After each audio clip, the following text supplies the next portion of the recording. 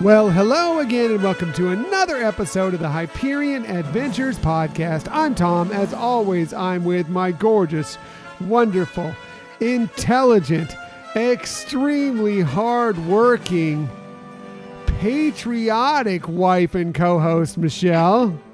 Thank you, sweetie. And, you know, when we're talking hardworking now, you definitely are falling in that ranks big time. And I want to give a special shout out to tell you how proud I am of you and how much I appreciate that. Well, thank you. Yes, it's been I've only been working at the post office for a short time, but there has been a lot of work, but that's okay. It's all good and it's all for our future, and very excited to see where it goes from there. But more importantly, I'm excited to be here recording this show with you. Only one more week, and we won't be doing this from other coasts anymore. Michelle will actually be out visiting. She'll be out permanently out here in Florida at that point. One more week. The next time you hear us recording, knock on plastic table, whatever it is, that we will be together. Yeah. So that's exciting. But we are recording this episode today on Saturday, July 2nd, 2022. It is dropping on July 3rd, 2022 to set you up for your July 4th of 2022. I hope you're all having a wonderful, or had by the time you listen to this, wonderful 4th of July weekend. Yeah, and hope everybody, had fun, stayed safe, and didn't experience any hiccups with travel or anything like that. Although I know that there's been some challenges for folks, but hopefully things are smoothing out now. Yep. Hopefully it went smoothly for you. Hopefully, no matter what you did, whether you traveled, whether you stayed home, you had some fun, you had some time with family, with friends, and it was safe and enjoyable for you. Yeah. So we appreciate that you joined us today. In the future, you can find us most everywhere you get podcasts. However, the very best place to find us is on our own website, HyperionAdventuresPodcast.com. And while you're there, we'd love for you to sign up for our newsletter. Please sign up for the newsletter. There was not a newsletter this week because I was super ridiculously busy this week, but there will be one coming next week. And Michelle is taking over the newsletter very, very soon. So there's going to be some interesting tweaks to it that you're going to want to check out for sure. Mostly, it's just another way to be involved in the Hyperion Adventures podcast world. Yeah, and we appreciate those of you who have already signed up. Yes, very, very much. Thank you for enjoying. Hopefully you're enjoying the newsletter and being a part of that group. Also, we love people who follow us on social media. That's another great way to be interactive with us. We're on Twitter at Hyperion Podcast, Facebook, Instagram, and Pinterest at Hyperion Adventures Podcast. If you are on Facebook, come on over and join us for some good, positive Disney energy fun on our Hyperion Adventurers Facebook group. That's right. It's really an amazing group. Don't you think so, honey? I mean, every week it's just so much fun to hear people share their stories and interact with stories, sometimes with what we present or what other people present. And it's just great to see that positivity. Yeah. There's some people who interact fairly regularly through that site. There's a lot of people that just kind of hang out there and just like to enjoy what's going on. But either way, no matter how you approach it, it's just good, positive Disney energy. And we just enjoy everybody who has been a part of it so far. Right. And if you haven't yet, please tell a friend. Please tell a friend about it and join on in on the fun. Again, it's not like, I know Facebook gets a bad rap and some of it is warranted, but this group, we try and keep it very positive, very good energy. If anybody comes in there and starts spouting off anything weird, they're gone. They're ejected immediately. It's just going to be a lot of fun on this group. So we hope you'll take a part in it if you haven't already. We are also on YouTube. If you want to find us there, just do a quick search for Hyperion Adventures Podcast, hit subscribe. You'll know whenever we have a new video. And if you ever want to contact us for any reason, please hit us up through our Gmail account, HyperionAdventuresPodcast@gmail.com.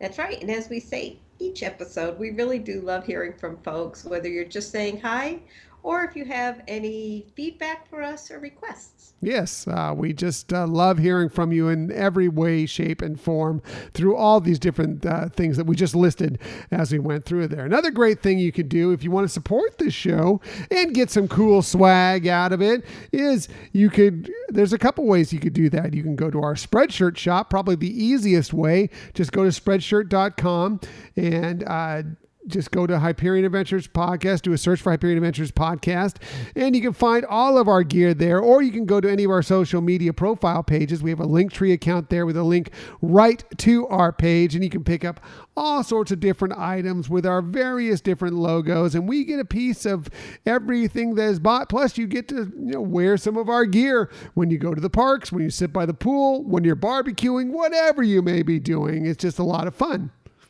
Yeah, and there's some really cool things. Like Tom said, it's not just t-shirts. There's all kinds of items that you can select from, different price ranges, and I'm sure you'll find something that you like. But I mentioned it last week too. There's some really cool new things that were added recently. Always new stuff coming, and you can kind of shape it the way you want. You can make things.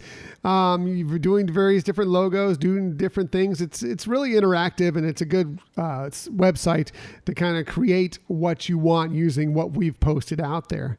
Another great way to support this show is by becoming a Patreon member of this show. If you want to do that, you just go to patreon.com/Hyperion Adventures Podcast, and you can get some swag that way. We have tiers starting as low as $2 per month.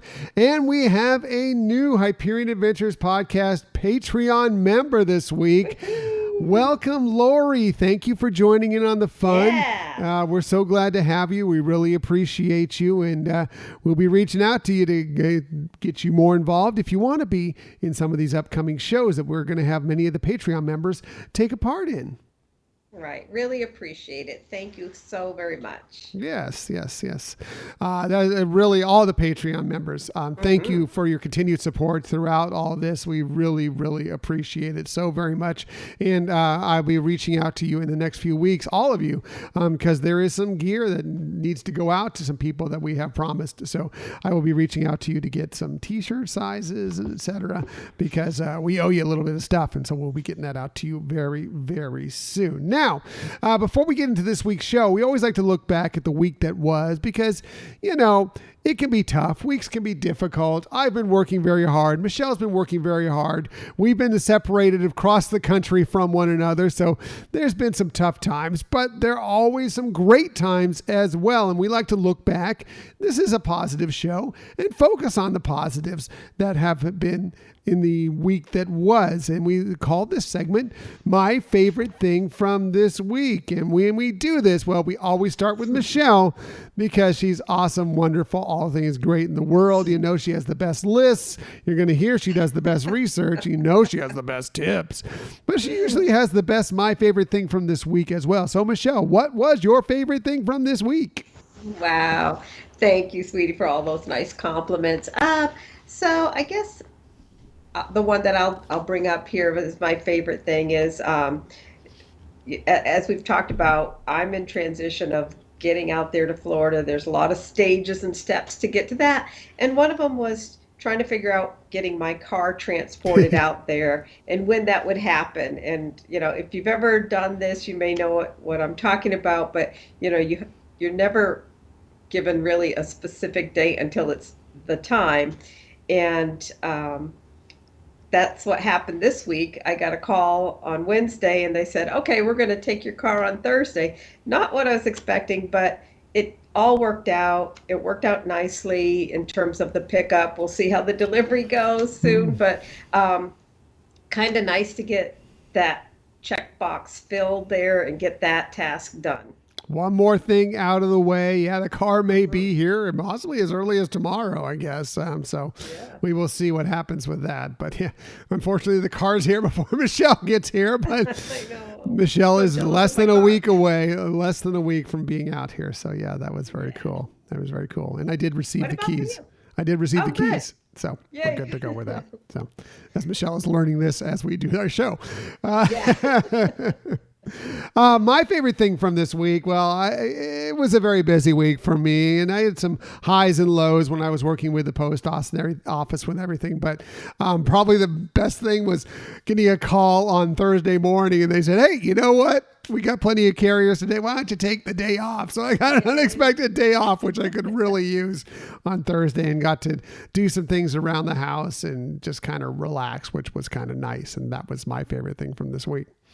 Yeah, yeah. And it gave us the ability to talk a little bit more because of our time zone differences to be hmm able to really, have some real good quality talk time. Yeah, and that was really nice as well because yeah, it's been tough with me, working long hours and being tired, and tried to stay awake from when Michelle gets off work. Been a little difficult, but that's all changing here in less than a week, and I can't wait for that to happen. Now, we did also receive my favorite thing from this week from a listener of ours, one of our Hyperion Adventurers Facebook group members, Sue in the UK. She said, "My favorite thing from this week is purchasing my Mickey's Very Merry Christmas Party tickets for my upcoming trip. So good to see this special event back, and I can't wait to go." Yay, that's so cool, Sue. It's such a wonderful, wonderful party, and we know you're going to love it, and that's great. We're excited for your trip. Yeah, and we look forward to seeing some of your pictures because I believe that comes with PhotoPass. And I'm sure it's going to be fun. And we love to hear and see some of your experiences during that event. Yeah, who knows? Maybe we'll be able to. I don't know. I'm working at the post office. The post office during the holidays, crazy. I don't know if I can get out to Disney, but if we get a chance to, maybe we can kind of connect with you when you get to Walt Disney World coming up this December. But either way, we're looking forward to finding out all about your trip when that happens. So now, we'll be with you in spirit soon. We will definitely be there in spirit, for sure, for sure. So on to this week's show. We have lots of stuff for you this week, including if your little one has been missing their chance to become their favorite princess or knight in the parks. Well, we have good news for you. And we now know a little bit more about a highly anticipated attraction reimagining. We'll tell you all about what we know in the coming up segment. But enough about all that. Let's go ahead and get to our main topic of the week.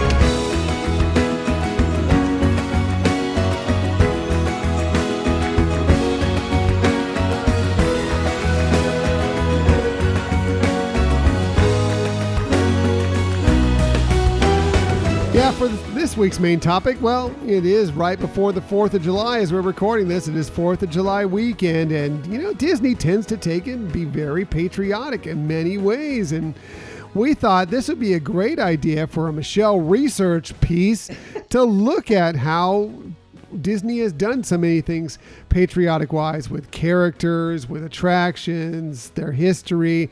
Can't wait to hear what Michelle has dug up. So, Michelle, go ahead and lead us through Disney, A Patriotic History. Thank you, sweetie. So, I kind of trying to figure out how to narrow it down because really we could probably do multiple segments on this topic. There's so much that the Disney company has been and is involved in with patriotic themes. I mean, we've talked in the past about Walt and Roy and their strong devotion to the United States, and that this was something that was always something at the core of the company. So, as I mentioned, a lot of things, and I thought, how can I narrow it down? So here's what I did. I narrowed down to 7 types of activities or attractions, some in the past, some current, and then 4 honorable mentions. So 7 for the month of July, 4 for the 4th of July, and honorable mentions. It's pretty much like one of our 5 favorite lists, a 5 favorite that usually is 7, and then there's 4 honorable mentions, So. That's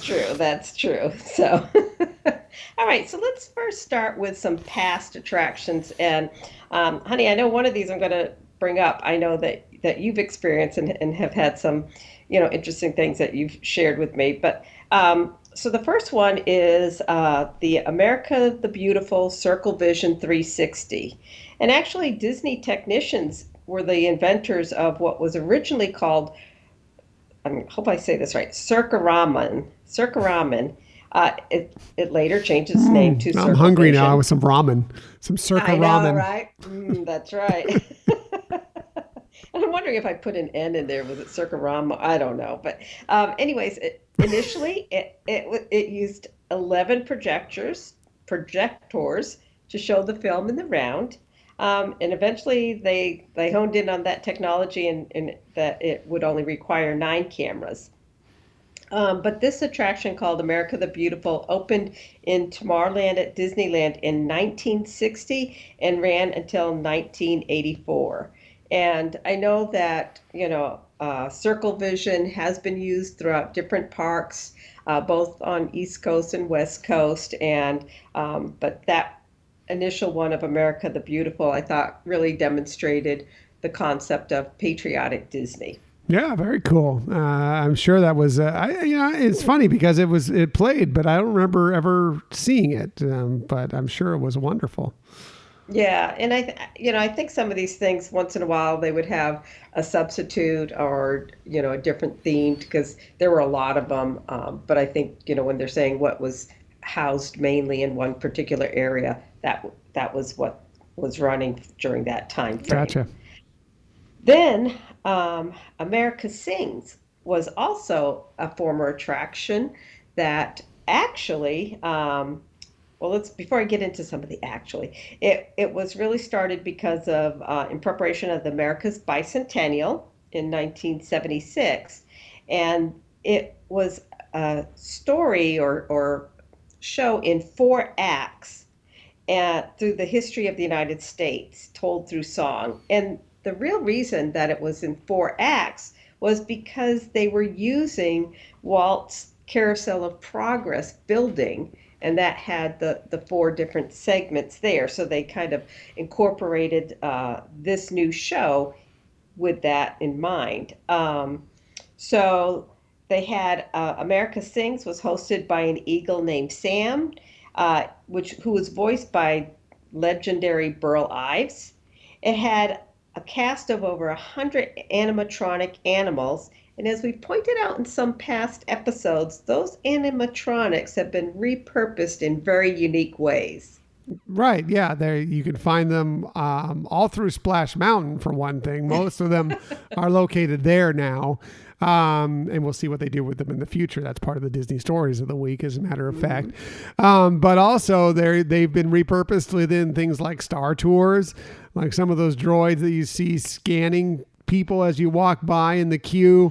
Or just, those were actually, they used to be, I think they were geese or something along those lines. You can actually see little tails on them that they've kind of taken the feathers off of and zhushed them up a little bit, and they've turned them into these droids. It was repurposed really well. But I loved America Sings. It was an attraction that I really, really enjoyed. I don't know if you're going to talk a little more about it, but No, not really, unless you have some highlights or things that you really enjoyed about it. yeah, I mean, it was just, it's like, Carousel of Progress. It's just that enjoyable, just sit in there and have this show go on for about 20 minutes or so and just kind of get the air conditioning and relax and watch. But this was all set up with all these animals, and they would go through different segments and they would play kind of some modern music that you would know, and they would tie it into the United States of America, and all these animals would be up there singing. And it was just really an enjoyable attraction. I was sorry when it left, but it was a lot of fun, and I'm glad I got to experience it when I was young. Right. I mean, part of the reason that it really ended was the decision to transfer that building over to Walt Disney World into the Magic Kingdom where it's housed now. Well, that's why they moved the Carousel of Progress, but America Sings Right. took over for the Carousel of Progress in that same segment. Right. Yeah. All right, so moving on to more current things that are still in place now. Figured starting with great moments with Mr. Lincoln. That's been at Disneyland on Main Street, USA since 1965. And as we talked about in a prior episode where we were talking about Walt Disney and the World's Fair in 1964, this was one of those attractions that actually started first there. Now, if you haven't experienced this attraction, there's been a lot of things. It was covered in the Imagineering story. I believe it, not the Imagineering story. I think they touched on it there, but um, the more current series that Disney Plus had on Is it behind the attractions. attractions or whatever it Right, was? Right. Yeah. right. So it was in there, but here there's the history and life of Lincoln is kind of condensed, but they have a film that really depicts his life. And as we know, he came from very humble upbringing to his ultimate presidency at the White House. So during the story, they do touch on one of the biggest history things during Lincoln's presidency, which was the Civil War. And then at the grand finale, Mr. Lincoln actually rises out of his chair, comes to center stage, and delivers some of his famous speeches. In 2009, the audio animatronics for Lincoln were updated, and at that point, they were the most progressive audio animatronics in any of the parks. I know since then some more technology has gone into some of the other attractions, but at that time, that's where they started with some of their real major progression. Interestingly, in May of this year, a new exhibit was added there that honors Frederick Douglass. And for those of you who don't know, he was a great leader in the nation's fight against slavery. President Lincoln signed the Emancipation Proclamation, which took effect on January 1st, 1863. However, it took leaders like Douglass to really help guide Lincoln towards making the ending of slavery central to winning the Civil War. So this new installation that they have on display there celebrates the relationship between both of these very larger than life people, right? There's a added bust and portrait of Frederick Douglass, and it's adjacent to the existing bust and portrait of Abraham Lincoln in that lobby area of the Opera House. And there's also a framed copy of the U.S. Department of Interior letter recognizing Douglass as a free man. Hmm. Well, the Douglas-Lincoln debates were very famous, so I'm glad to see that. I mean, it's part of Lincoln's history, so it totally makes sense that you would also pay tribute to Douglas for all he's done as well. And that you would tie them together within the same setting. Right. So I think it's also great to see that the Disney company, doesn't have something and just lets it sit. They refresh it. They bring new life to some of these, longstanding attractions. Interestingly, when I was doing my research, I guess there were periods where they really tried to actually take out great moments with Mr. Lincoln and consider replacing that, updating it with some other more modern attractions. But the demand for that still being at the heart of Main Street USA continued, and the company is keeping it there. It's something, if you've never done, is something you should definitely experience. It's part of history. It's one of Walt's brain children. He loved Lincoln. He just adored him, and he was his favorite president, and he wanted to pay a tribute to him, especially when he was able to get the money from the 1964 World's Fair to be able to put this together. But it's really a wonderful presentation, and it's worth taking the 20 minutes out of your day to stop in, and especially during this time of year, when we're all feeling a little patriotic anyway, to kind of enjoy something that is, it's a classic, and it may not be as glitzy and glammy and, and as wow as a lot of the things you will see at the parks, but it is really cool. And the animatronic, I mean, I know they've updated it many times, but it still is pretty cool to watch and see this animatronic speak as Lincoln. Right. And, if you haven't seen on Disney Plus the behind the attractions of it, I highly recommend it. It's really interesting. I mean, some of the struggles that they had to go through to get this, it's really interesting. And the, like you said, Walt's brainchild for this. I mean, there was nothing like it out there. And to, have such a creative mind to think like this, to say this is something that we could offer to people, it's just mind blowing to me. Yeah, it was groundbreaking when it came out, so much so that there were reports that people kind of freaked out about it when, Yeah. when Lincoln actually stood up, and they're like, is this real? Is this a real person? Whatever, I Right. mean, it kind of reminds me of like when the first time they did the silent movies and they had like a train going on the screen and no one had ever seen, a movie projected on a screen. And so when the train would come, like people were like diving out of the way of reports, it was kind of similar reports to that when Lincoln first appeared at the 1964 World's Fair, Right. about how people reacted like, this is insane. I can't believe that is he real? Is it an actor? What is going on up there? So just really cool. So it's classic. You really, as a true Disney fan, you should go out and you should check it out when you get the chance to visit Disneyland for sure. Right. And it definitely covers such an important aspect in the history of the United States, Oh for yeah, sure. no question, for sure. Yeah. So similarly, on the East Coast at Walt Disney World, there's the Hall of Presidents. And there's some interesting things I found out doing this research that I wasn't even aware of. So hope you find it interesting. In 1959, Walt was actually planning for a new land at Disneyland, which he was going to call Liberty Street. And it was supposed to run parallel to Main Street, USA. And the plan was to have colonial shops and architecture representing the original 13 colonies during the Revolutionary War time. The main attraction that he had planned would be a theater presentation housed in a replica of Independence Hall. And the highlight of this historic program would be an appearance on stage by every president as a life-size, fully animated figure. 1959. I never knew that. I never knew that that was his original thought. This was before, obviously, he did Mr. Link. What is it called? The Great moments with Mr. Great Lincoln. Moments with Mr. Lincoln. It was just something he was planning for Disneyland.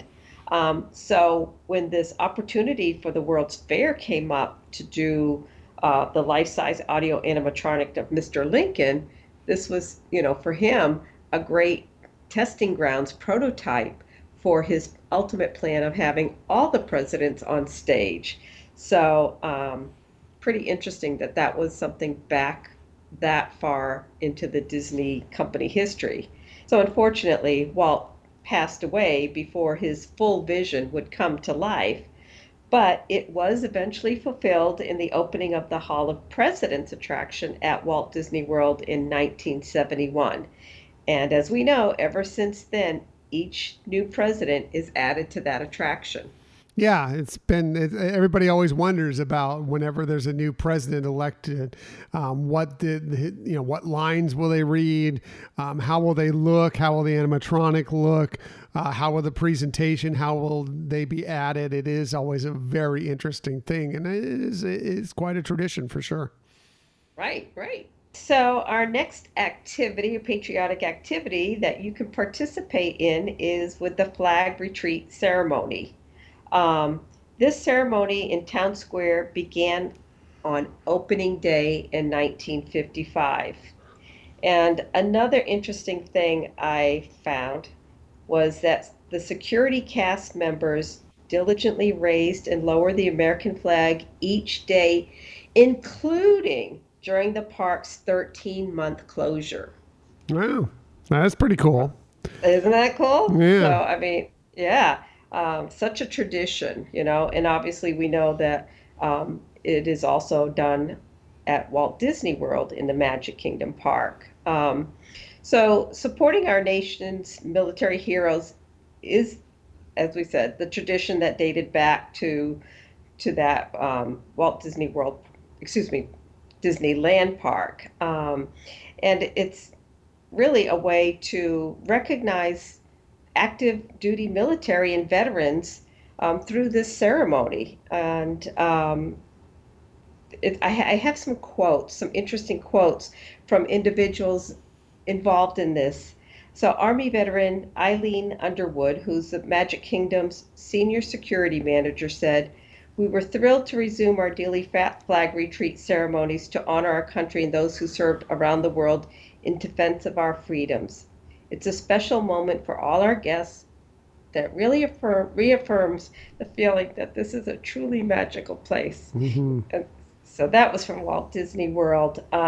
Similarly, Navy veteran Nick Filippone, senior production manager for main entrance at Disneyland, said, "We've been honored to continue Walt's patriotic legacy with keeping the American."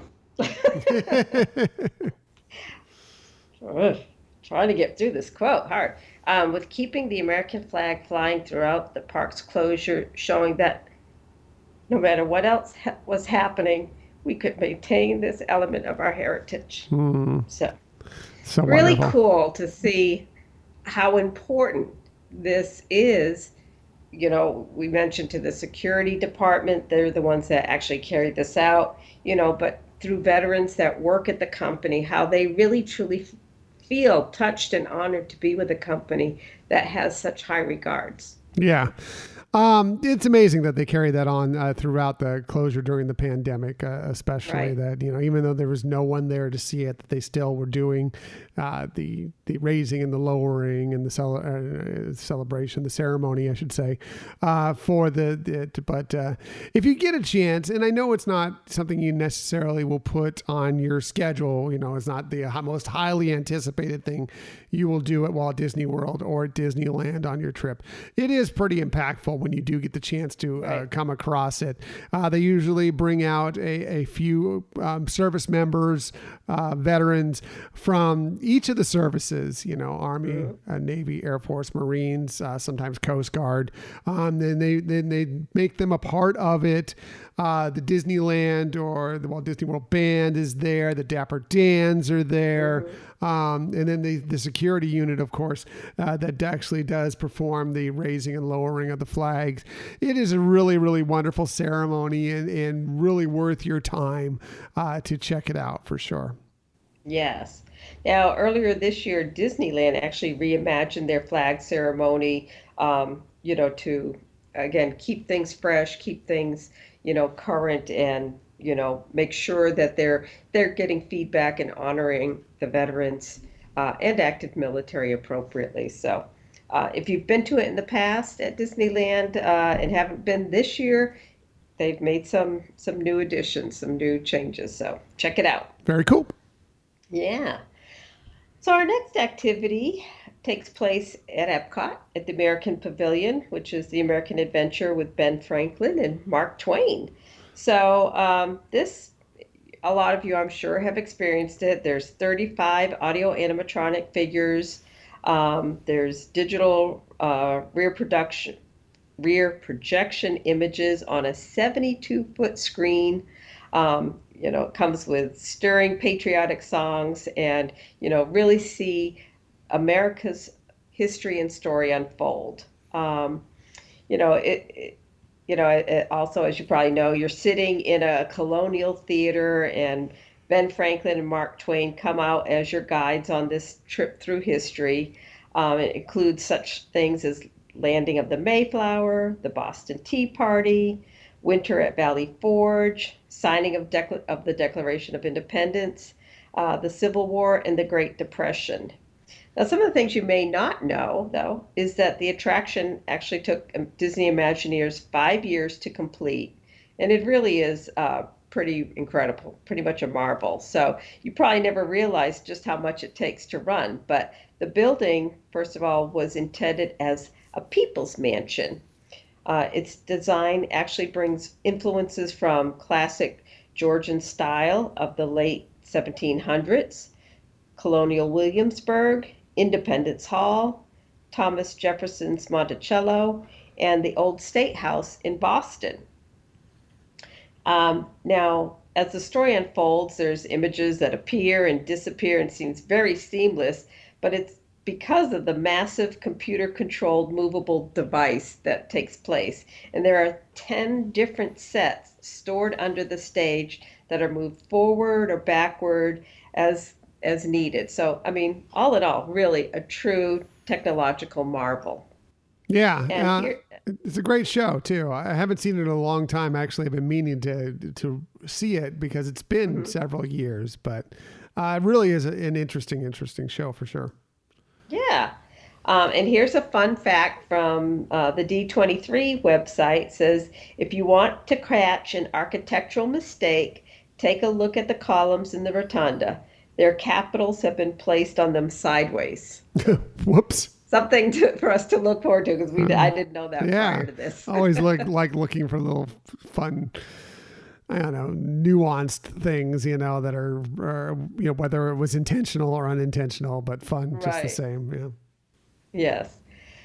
And so for our last activity or attraction wanted to bring up is food, patriotic food. And again, this year, the Disney chefs and mixologists have come up with some really memorable items for the 4th of July and celebration at both Walt Disney World and Disneyland resorts. And, they've come up with so many even new offerings this year. I would not have time to mention all of them, but I do want to highlight a few that sounded pretty great for me.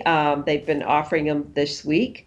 So starting at Walt Disney World at Columbia Harbor House, they have had and through the 4th of July, we'll have berry shortcake, which is a shortcake topped with berries and whipped cream. Casey's Corner is now offering the Chicago style all beef hot dog with traditional Chicago green relish, pickles, and marinated diced tomatoes It's served on a it's not potato just bread green bun. relish; it's like nuclear green relish. If you I know what a know. Chicago dog is, it's like why is it that color? But it's great. It's so funny. It's great. So true, so true. One of my all-time favorite desserts is red velvet. And so at the Plaza Ice Cream Parlor, they have red velvet cookie ice cream sandwich with red velvet cookies, vanilla ice cream, and sprinkles. Sounds good. Yeah, right. Over at the ABC Commissary in the Trolley Car Cafe, they have red, white, and blue raspberry frangipane. I know I'm saying that frangipane bar layered with raspberry jam. And Woody's Lunchbox has a couple cute new offerings. The 4th of July Lunchbox Tart, which is a cherry pie filling vanilla fondant with star sprinkles. And they have the Lunchbox Parfait, which is blue raspberry gelatin, whipped cream, strawberry gelatin, fresh strawberries, and blueberries. Yummy. I know, right? And over at Disneyland, Pim's Test Kitchen has two offerings there. Test 0615 Foul Play, which is barbecue turkey leg and red particle sides, marble potato salad, and pickled vegetables. And Experiment 0341 Red, White, and Blue Slush, lemon, which is a lemon, lime, and blue raspberry slush topped with grenadine and cherry flavored boba. So again, that is probably about 1/4 to a third of all the offerings, and many of the offerings this year are new to celebrate Fourth of July holiday. Yeah, they always have great food for all the various holidays, but yeah, that sounds like some great stuff for the 4th of July. And yeah, if you ever want to look at the whole list, it's listed at the Disney Parks blog. They have the entire foodie guide there, as they do Right, for all the different events and holidays and so forth. right. So before I go into honorable mentions, do you have anything else you want to add to any of this, or some things that maybe are highlights that you like that I may have not included on my list? No, I mean, I think that one of my favorite places in the entire park is just going to Liberty Square, talking about Magic Kingdom, obviously at Walt Disney World, is just, it's so subtle. But it's just really so nice, the Liberty tree there, kind of with the lamps that represent all the different 13 colonies, and how nice that is. And it's just, it's just such a nice area to just kind of sit and take it all in. And I like it as a tribute to America of the 18th century, essentially. And Right. and I just think it's I miss the what was it, the Muppets, when they did the, what was it, Hmm. great moments in American history or whatever it Right. was. I missed that. That was so fun. But um, just that area though is just a really really nice area, and it's one of my favorite places just to sit for a little while and people watch and just relax while I'm at Right. Magic Kingdom. For sure. And it's great again, and we know that Roy, along with the Imagineers that were already, you know, immersed with what Walt was planning, took that original idea of Liberty Street and expanded it at Walt Disney World to have Liberty Square and include the things like the Hall of President and like what here Walt originally wanted, which was, kind of having something related to the colonial times and representing the 13 original colonies, which, as you mentioned, has that tree with the lamps and just the shops, and I know they've changed some of the theming inside some of the shops, but the exterior really has that um, colonial look to it. Yeah, it's just a pleasant place. Go up and pick up some food from the Columbia Harbor House and just Hmm. enjoy your time around there. And plus, you have the rivers of America there. And I mean, the Haunted Mansion, it doesn't fit, the attraction doesn't necessarily fit what's there, but the way they built the building there, it fits Hmm. seamlessly within that kind of structure that they have going on through Liberty Square. But it's just Right, it's a cool area for sure. right. And fun fact, no restrooms. No restrooms. There's a restroom in the restaurant. However, the where the restroom Technically is, Fantasyland. yes, technically inside of Fantasyland. So I was just going to bring up a few, actually four honorable mentions. Um, One of them is the electrical water pageant. It's not a big thing, and there's some parts of that, obviously, that really don't focus on patriotic theme, but it definitely has that in the finale. And so, thought that's, kind of cool that they have that. Um, as you mentioned, and this was what was on my honorable mentions list, was the great moments in Muppet history, which was always such a treat to But see. only And the American parts. that's right. And obviously, there are a lot of things related to film or Disney shorts um, related to the patriotic theming of the United States. And one of them, for example, is Johnny Tremaine, or all the, like, if you look at a lot of the Mickey and um, Donald Duck shorts from World War II era and how they were, really addressing the history of America being involved in that war and how to be patriotic. And for example, Donald Duck trying to make you encourage you to pay your taxes to help the war effort. So I thought that those were honorable mentions. And the last honorable mention is Disney's Veterans Institute. And so this is something that's happening this year, August 19th through 20th. And I've heard about, what I found out, it says Disney's admiration for military service is part of the company's DNA, dating back to the founders of Walt and Roy O. Disney, who both served in World War One. In that spirit, the company is thrilled to host the Veterans Institute Summit August 19 and 20 at Walt Disney World Resort. And this 2-day event is designed to empower companies to build effective veteran hiring, training, and support programs of their own to provide opportunities to servicemen and women returning home and transitioning to civilian life.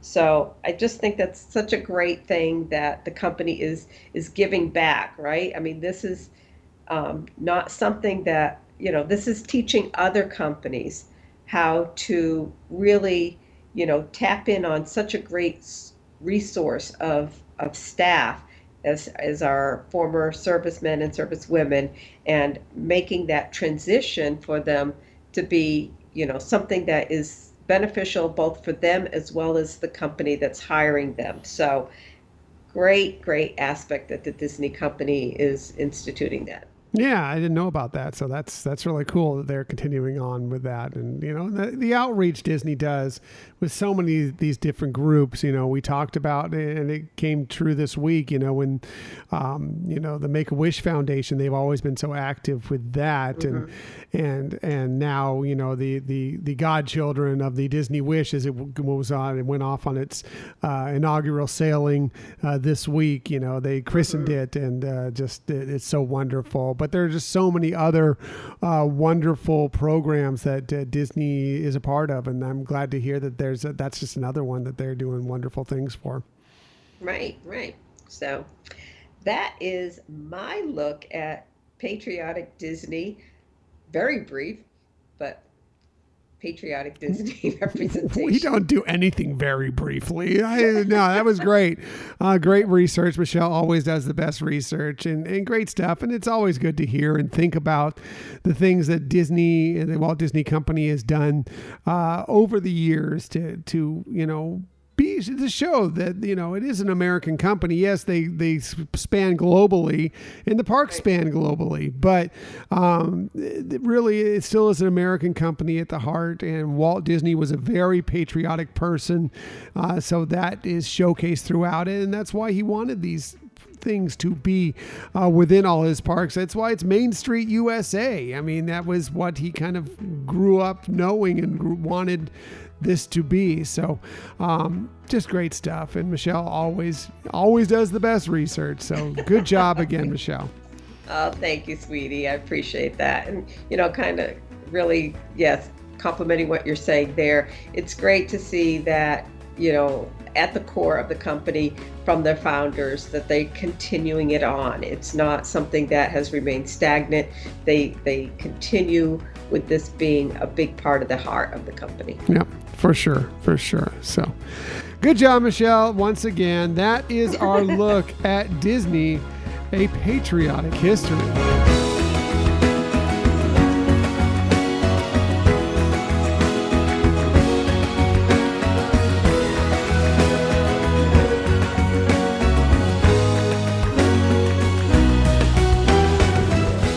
So much good stuff there, Michelle. Thank you again for taking the reins this week. I've been so busy. You've been busy yourself, but I really appreciate you breaking out another research piece for this episode. And it was another fantastic one. Very interesting. Lots of fun facts. I always love your research pieces. Oh, thank you. And hope people did discover some new things with that as well. I have no doubt. I always learn something new whenever you do a research piece. So always so good. Let's go ahead and get to our Disney stories of the week. I only have a couple for you this week, mostly because I've been really busy, but I do have a couple big ones for you that I think you'll be interested in. I'll start with, if your little one has been missing their chance to become their favorite princess or knight in the parks, well, we have some good news for you. This from the Disney Parks blog. They said they are pleased to share that on Tuesday, a magical proclamation was found in Fantasyland announcing a very special return. Bibbidi Bobbidi Boutique will soon welcome young guests once again for royal head-to-toe transformations at both Magic Kingdom Park at Disney World Resort, the Walt Disney World Resort, and Disneyland Park at the Disneyland Resort starting on August 25th. So very, very soon, just less than 2 months away. Right. That's awesome. That is awesome. And I know a lot of kids are just going to be thrilled to be able to take part in that. I've known some folks who had their kids get that special royal treatment, and it really is amazing what they do and how it really makes the kids feel so special. Yeah, that's what they do. They pamper them. It's like, it's a spa day for the kids, only it's more, because it's their kind of thing. It's fun. They get to become that princess that is their favorite, or that knight that is their favorite. It's just really, really cool stuff. And well, I always love it when you get to see the children that you can tell they've been to the Bibbidi Bobbidi Boutique and they're walking through Magic Kingdom and getting their picture taken. And it's just always a lot of fun. Right, exactly. So, the story went on to say our cast members, fairy godmothers apprentices, will transform guests ages 3 to 12 into some of their favorite Disney characters with hairstyling, makeup, costumes, and accessories. In addition, the reopening ushers in the even more, boy, I am tired because you can just tell I'm having some troubles reading this story. In addition, the reopening ushers in even more options to choose from, including a new hair accessory, especially designed for textured hair, and new costumes featuring some of Disney's newest heroes and heroines coming later this year. So some more variety of packages you can pick from if you're going to the Bibbidi Bobbidi Boutique. I The know story. you're sad you can't, but I'm just a little bit too old for it, even at heart. But I'm just a little bit, a little bit.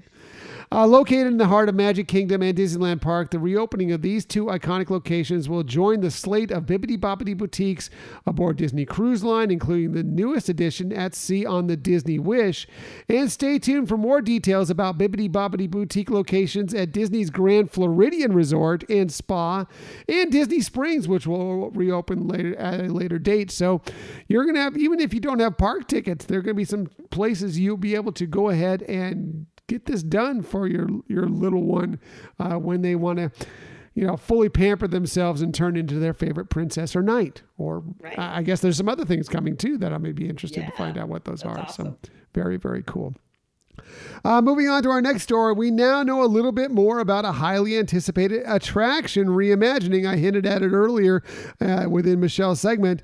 This again from the Disney Parks blog. They said, strike up the band because we've saved a seat for you on this musical journey with Tiana and friends. The name of the new attraction evolving from the reimagining of Splash Mountain was announced Friday during Essence Fest in New Orleans. It'll be Tiana's Bayou Adventure. That's really cool. Yeah. Yeah. The all-new adventure, which will bring guests into the world of Walt Disney Animation Studios film The Princess and the Frog like never before, is coming to Magic Kingdom in Florida and Disneyland Park in California in late 2024. So still got a year and a half or so until it happens. I'm sure that there's got to be a lot of work done, and no date was given as to when they'll actually be closing Splash Mountain to begin the reimagining. But very cool to see that this is progressing on its way as they've announced it back in 2020. Right. Love giving that name to it. That's perfect. And, just hearing more about it it's just getting exciting. Mm-hmm. So the story went on to say Tiana's Bayou Adventure will take guests on a musical adventure inspired by the beloved story and characters from the fan favorite film. Picking up where the film left off, guests will join Princess Tiana, Naveen, and the jazz-loving alligator Louis on an adventure through the bayou as they prepare to host a one-of-a-kind Mardi Gras celebration where everyone is welcome. Along the way, guests will encounter familiar faces, make new friends, and travel through the bayou to original music inspired by songs from the film as they are brought into the next chapter of Tiana's story. I've heard that they said that this is basically going to be a love letter to New Orleans, that they sent Imagineers there and they were really taking a lot of the way New Orleans is laid out and some of the classic buildings and everything. And they're planning on putting it to use in this attraction. Very cool. Yeah, looking forward to it. And it's always fun to see something that, has an inspiration from like this beloved film, but takes the story a little bit further and gives us a little bit more, essence of what those characters are. Right. You always kind of wonder what happens to some of these characters, especially when they don't have a sequel to the movie. Right. You're going to get a little, I love storytelling within attractions. Disney does that so well, and I have no doubt that they're going to do a great job with this here. One more note from the story. They say guests are in for a true treat with local flavor when Tiana's Bayou Adventure opens in late 2024. As Charita Carter shared, quote, in many ways, Tiana's Bayou Adventure is a love letter to New Orleans, as I was mentioning earlier. Like the musical city that inspired this attraction, Tiana's second act is about a community working in harmony to achieve something extraordinary. She reminds us of an immutable truth we can all relate to. If you do your best each and every day, good things are sure to come your way. And that's a melody we can all sing along to, end quote. So I love that. Yeah. Yeah.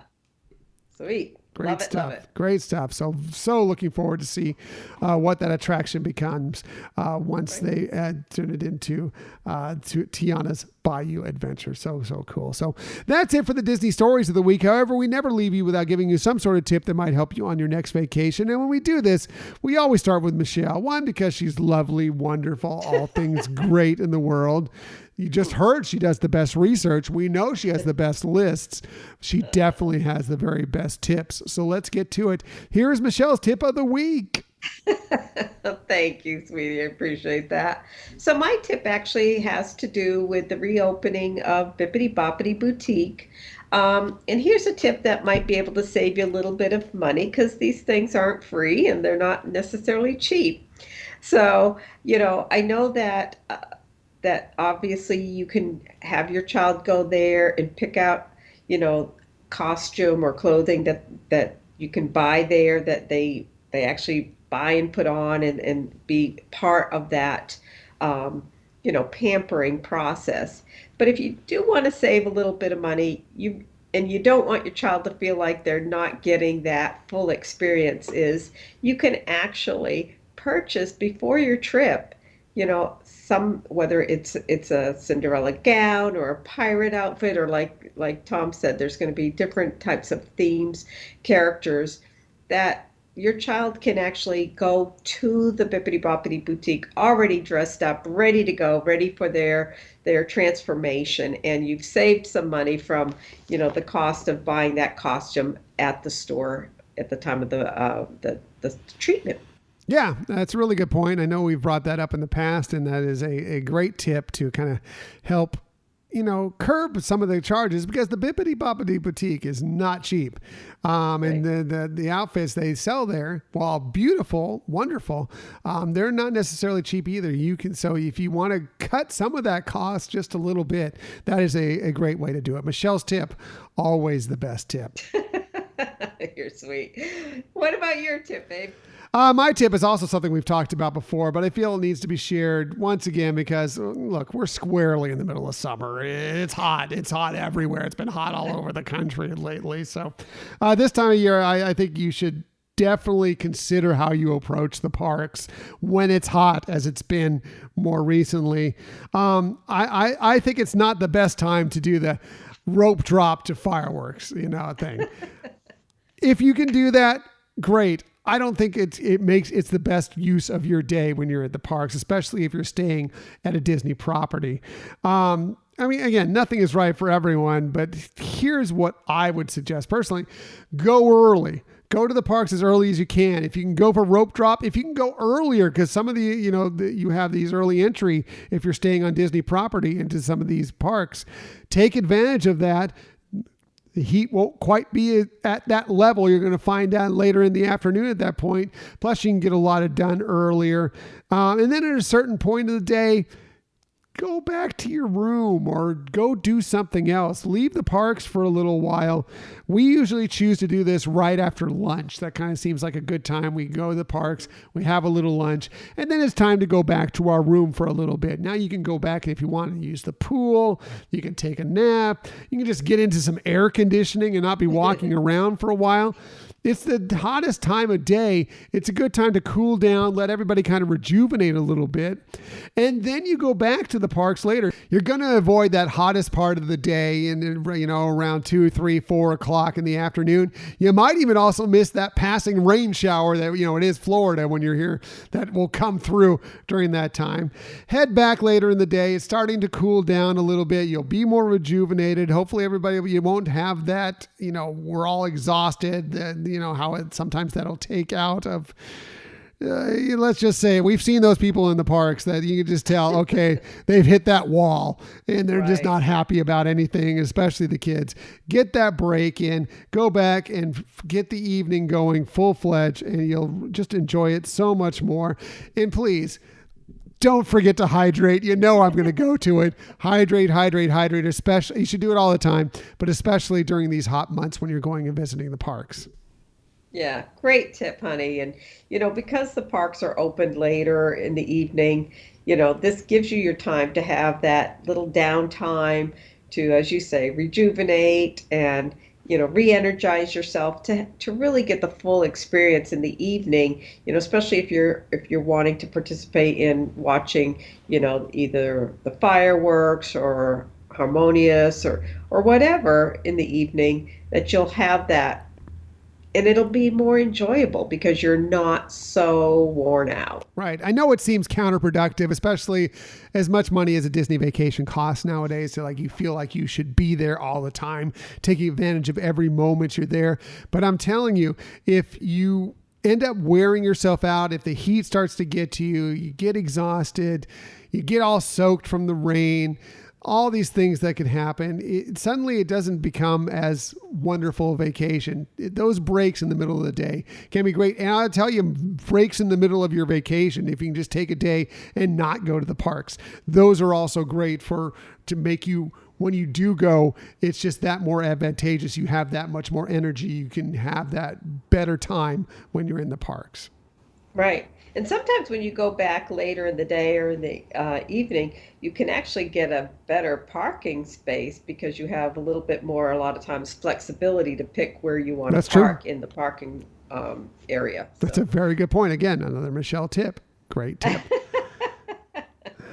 That's it for this week. Next week, well, we're going to be looking at the green side of Disney. No, we're not talking about Peter Pan's costume.